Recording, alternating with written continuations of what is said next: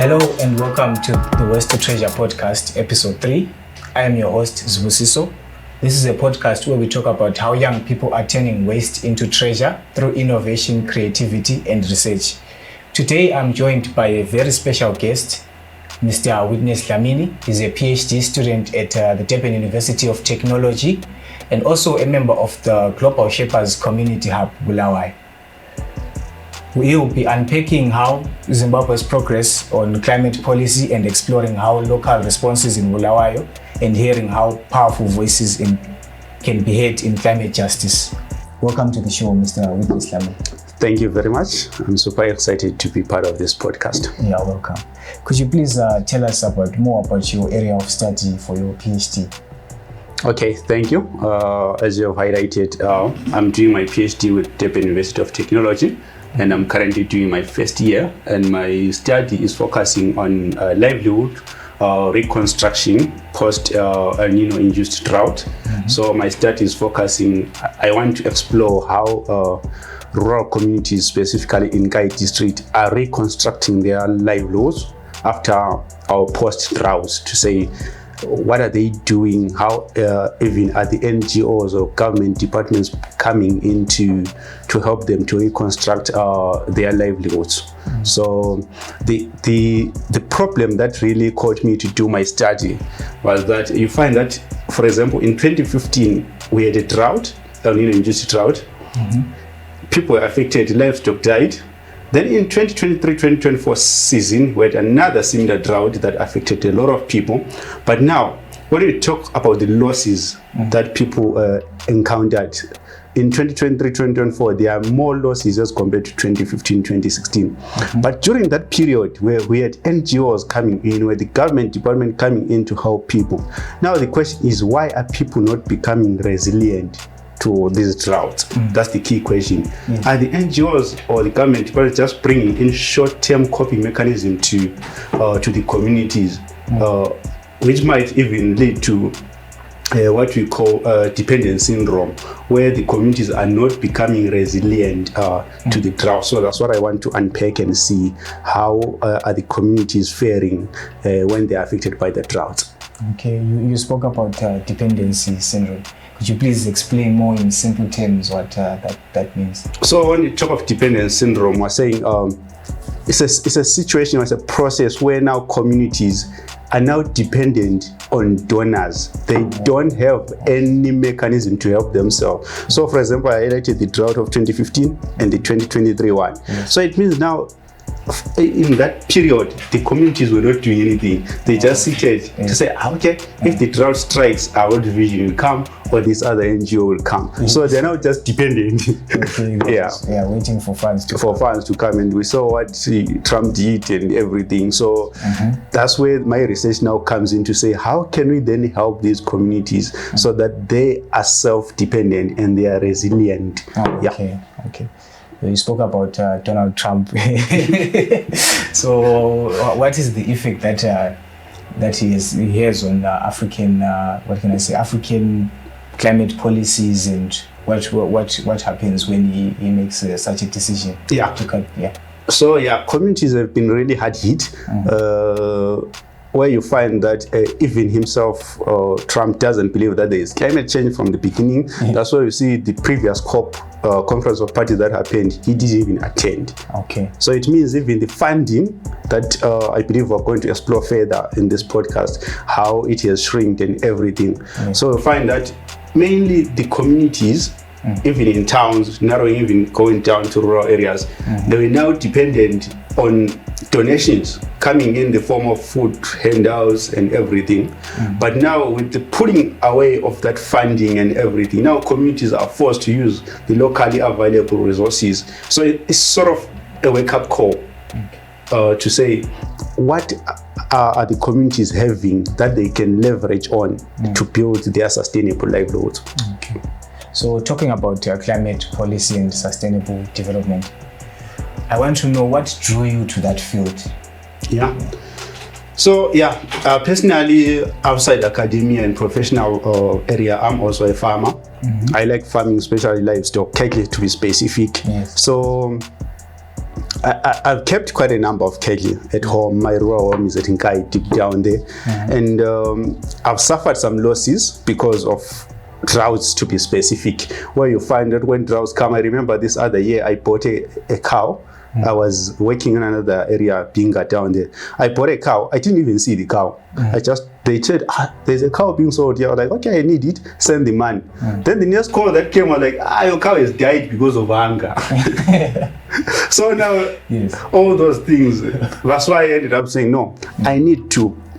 Not only, when you're talking of studies, sometimes people just do studies for the sake of doing it, of completing it. But I was like, no, I need to do something that is relevant, that will help me and even other people surrounding me. To say, these droughts are happening. If you check the frequency, after every 5 to 7 years, a drought happens. So it's like something that you are sure that it will come. So now the issue is, are we ready? So that's why I had to go to that study focusing on sustainable development, food security, livelihoods, to say, how can we reconstruct our livelihoods? How can we change what we're doing now? If it means we're not supposed to go back to the fields, like people are used to going to the fields to cultivate maize and everything, but you find that now, because of climate change, it's not worth it.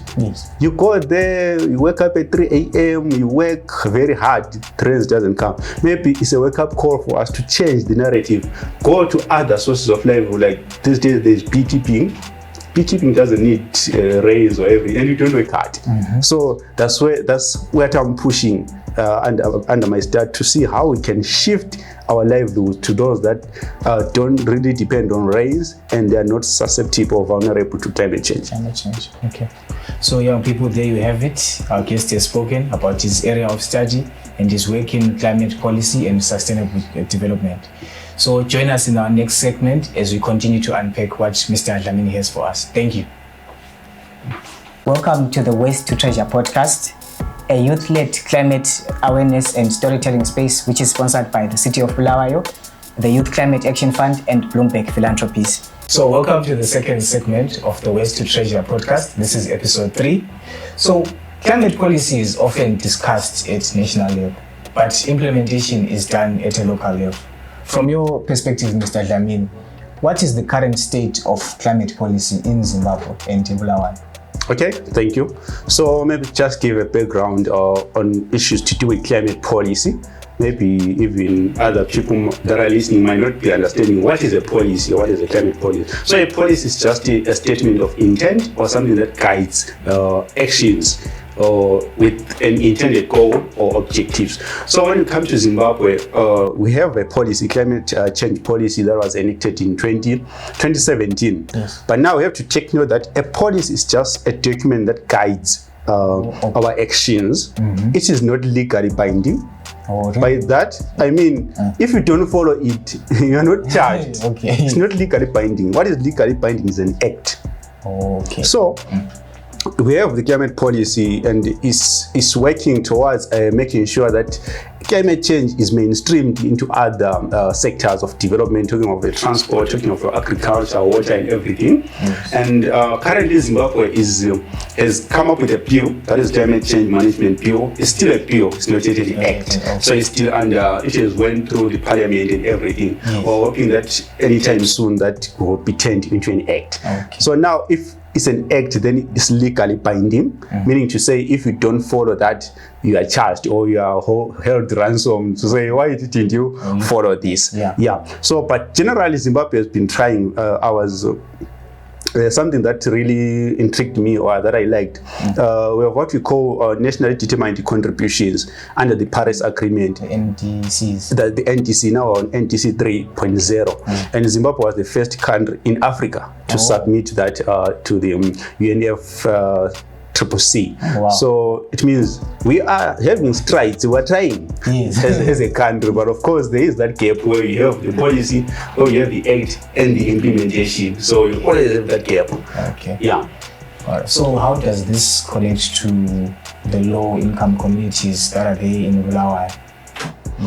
So as I highlighted that we always have that gap, I think it will be good to just unpack that gap to say, you'll be having the policy and the implementation part, and the policy itself will be having its own gap. For example, here in Zimbabwe, every project, talking of climate change adaptation, talking of climate change mitigation measures, climate smart agriculture and everything, those projects, they need money.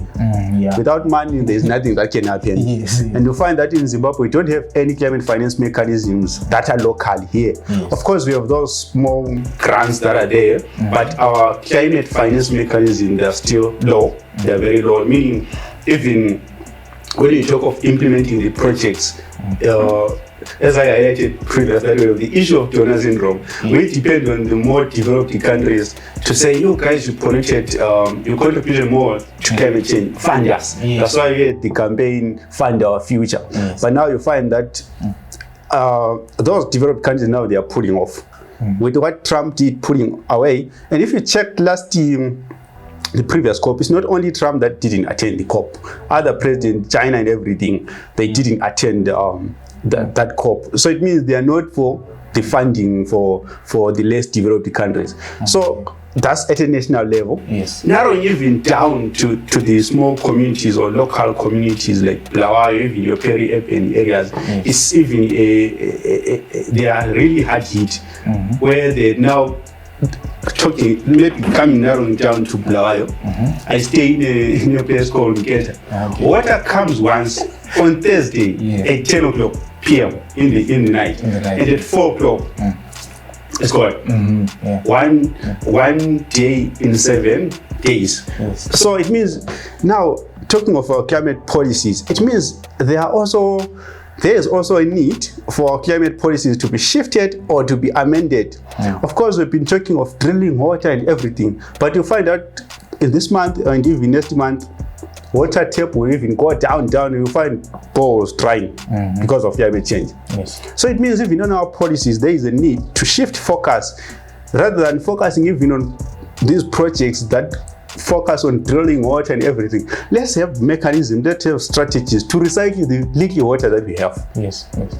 You have your effluent water, your water that goes to those treatment plants and everything. Let's have mechanism to recycle, so that we are able to use our seeing here in Bulawayo these days. There's a move towards water privatization and everything. So that could be another avenue where we have private sector organizations that are specializing in recycling water. Then your water privatization now is coming.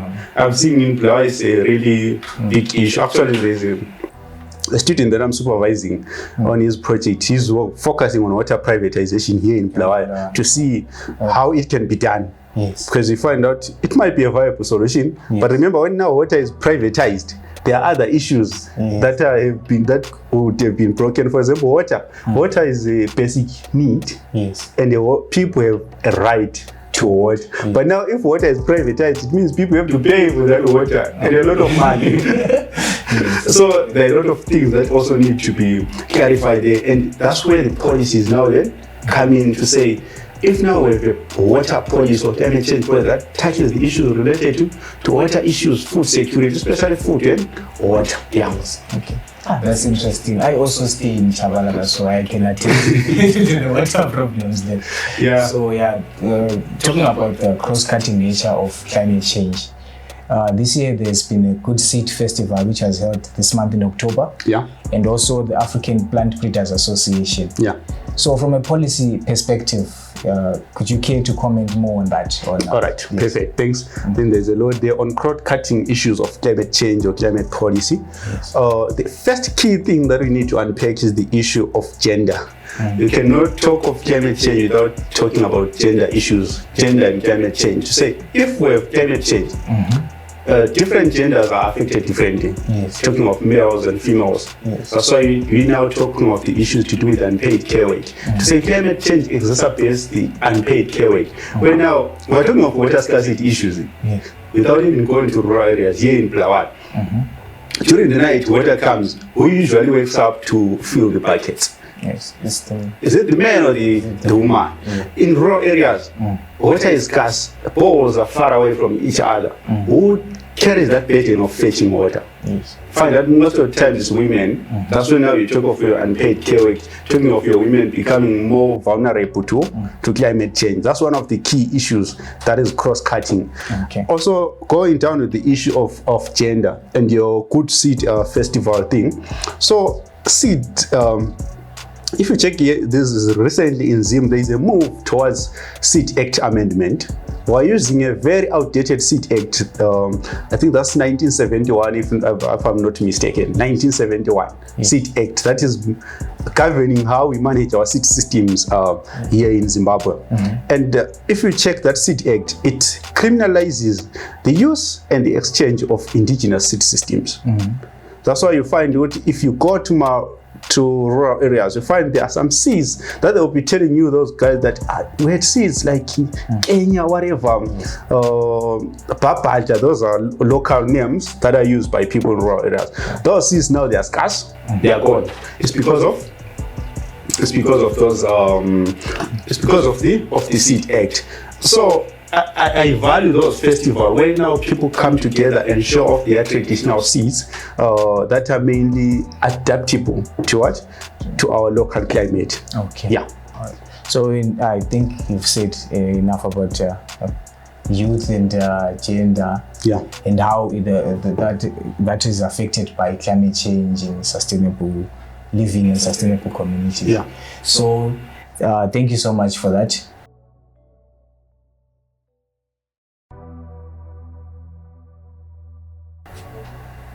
Welcome to the third and final segment of the Waste to Treasure podcast. So, Mr. Dlamini, yes, you mentioned that you are doing a PhD. How expensive is it to do a PhD? And what do you mean with a PhD? All right. So PhD is just a doctor of philosophy. Just after a master's, you do a PhD. Then after that, you can be a professor if you want. Yes. So mainly a PhD, you are just doing research.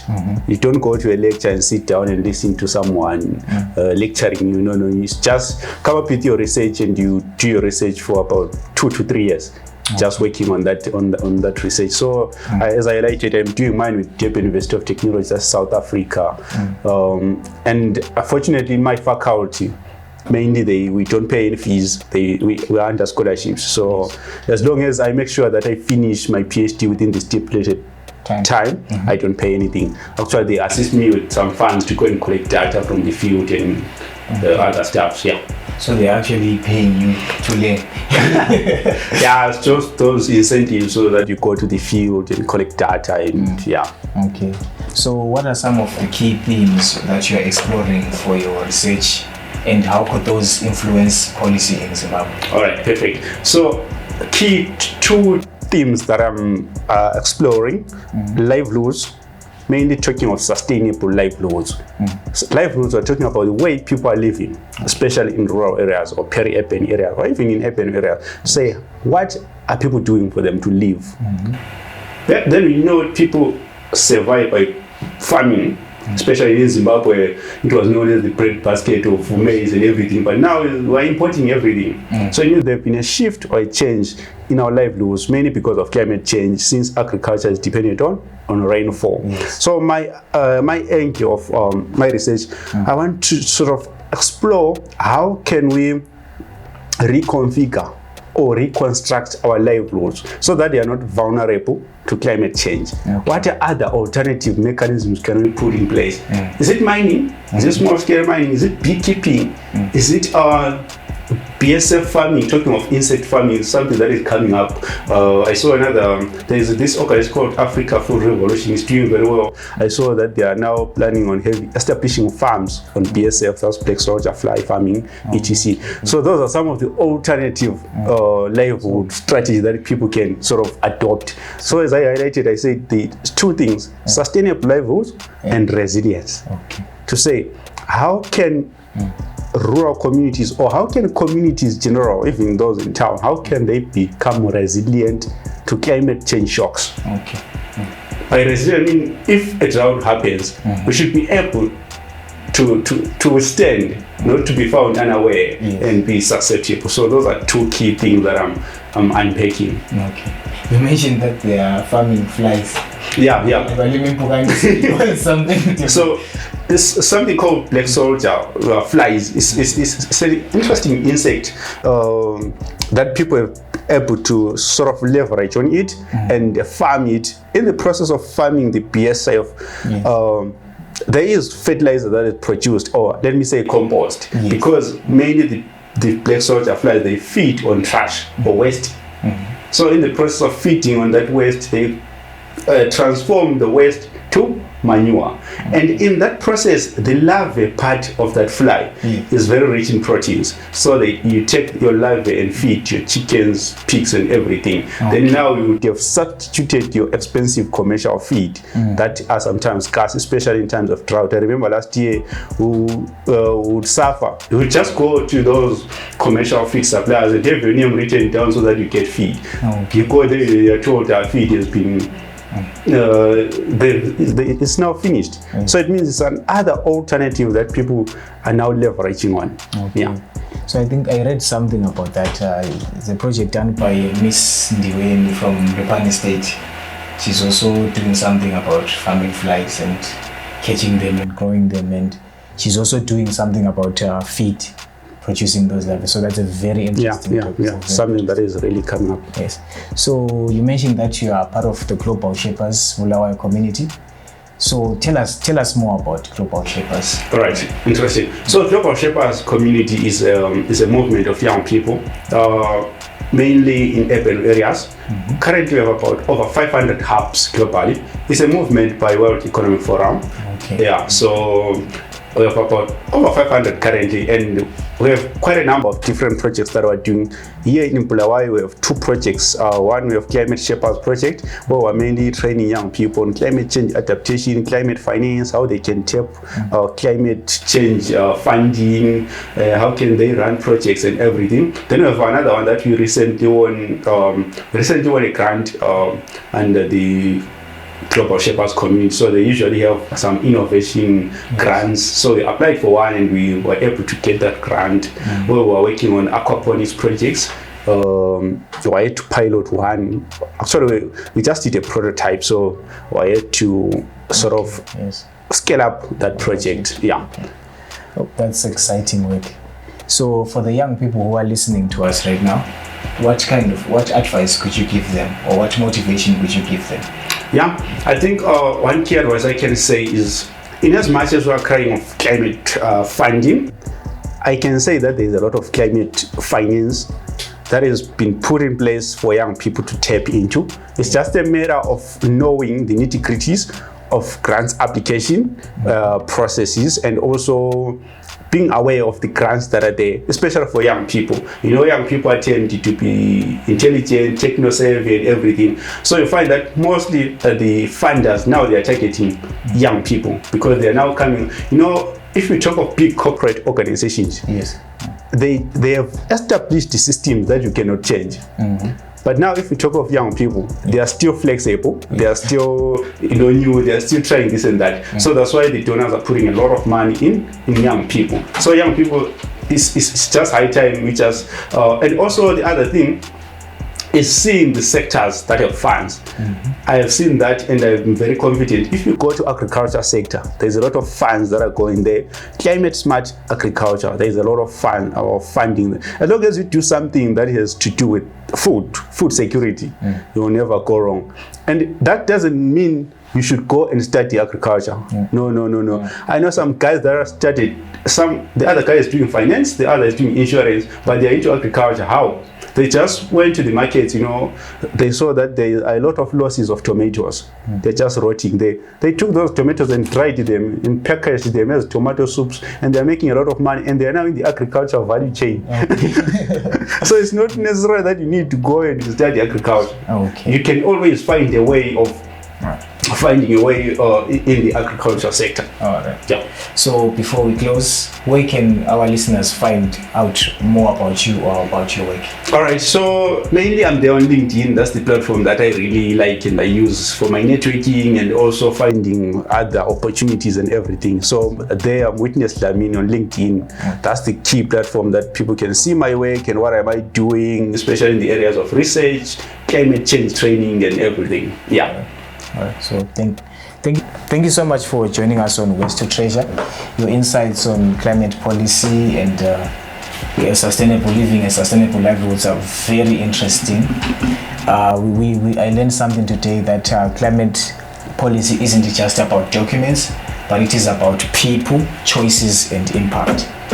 So to our listeners, Remember, every act of environmental responsibility counts, whether it's reusing, recycling, or raising your voice for climate action. You are part of the movement. Thank you so much. Thank you.